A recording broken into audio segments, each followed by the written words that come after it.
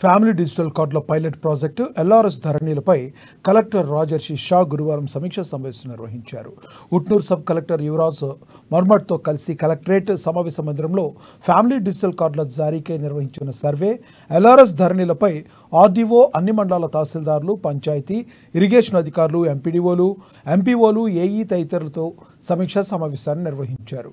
ఈ నెల 3వ తేదీ నుంచి 8వ తేదీ వరకు నిర్వహించిన family digital card pilot project కింద ఆదిలాబాద్ రూరల్, లోహరా, గుడిహత్నూర్ మండలంలోని గోండు, హార్కాపూర్, ఇచ్చోడ మండలాల్లోని అడేగామా బి, మున్సిపాలిటీలోని రామ్నగర్ 11వ వార్డులో టీముల వారీగా ఇంటింటికి తిరిగి నిర్వహించిన సర్వే 8వ తేదీ నాటికి పూర్తి చేయడం జరిగిందని తెలిపారు.